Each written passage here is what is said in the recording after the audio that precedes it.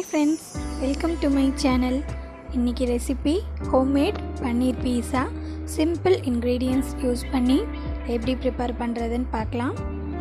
மறக்காம சேனலை சப்ஸ்கிரைப் பண்ணுங்கள், பெல் ஐக்கானை கிளிக் பண்ணுங்கள், ஆல் என்ற ஆப்ஷனை எனேபிள் பண்ணுங்கள்.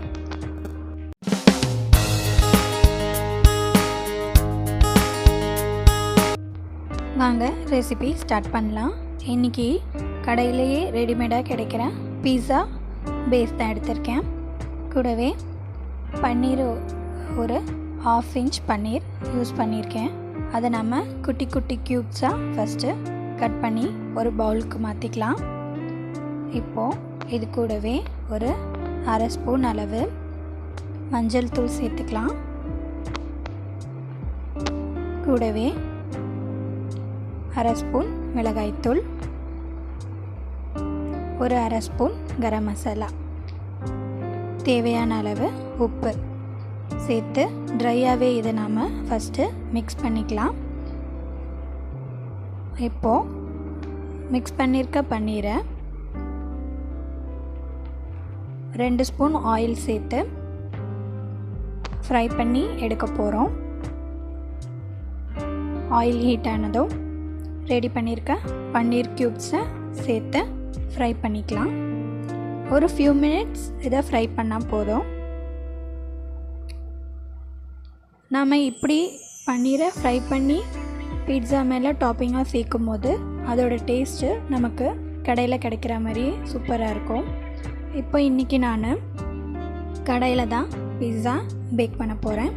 ஸோ அதனால் ஒரு ஸ்டாண்டு வச்சு கடாயை 5 மினிட்ஸுக்கு மூடி போட்டு ஹீட் பண்ணி எடுத்துக்கலாம். இப்போது பீஸாவோட பேஸில் கொஞ்சமாக வாட்டரை ஸ்ப்ரெட் பண்ணிக்கலாம்.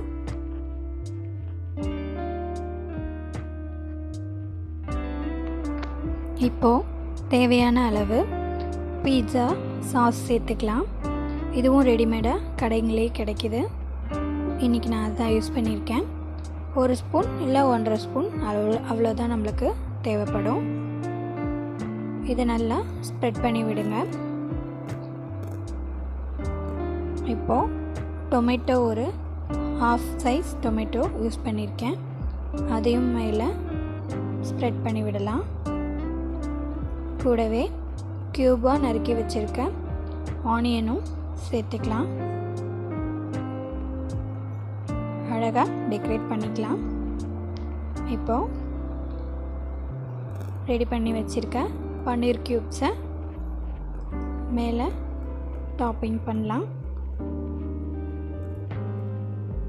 அவ்வளோதாங்க, நம்மளுடைய பீட்சா தயாராக போகுது. இப்போது துருவி வச்சுருக்க சீஸை சேர்த்துக்கலாம். எல்லா இடமும் நல்லா கார்னிஷிங் பண்ணுங்கள். உங்களுக்கு சீஸ் இன்னும் தேவைன்னாலும் நீங்கள் நிறைய சேர்த்துக்கலாம். இப்போது ரெடி பண்ணி வச்சுருக்க பீட்சா எடுத்து கடாயில் வச்சிடலாம். மூடி போட்டு மூடி இது ஒரு 5 to 10 மினிட்ஸ் குக் ஆனால் போதும். சீஸ் மெல்ட் ஆனால் போதும், நம்ம பீட்சா ரெடி ஆகிடும். ரொம்ப நேரம் குக் பண்ணாதீங்க, பீட்சாவோட பேஸு கிறிஸ்பி ஆகிடும். அதனால் ஒரு 5 மினிட்ஸே போதும். அவ்வளோதான், நம்ம பீட்சா ரெடி ஆகிடுச்சு. இப்போது மேலே கார்னிஷிங்காக இன்றைக்கி நான் வெறும் பெப்பர் தான் சேர்த்துருக்கேன்.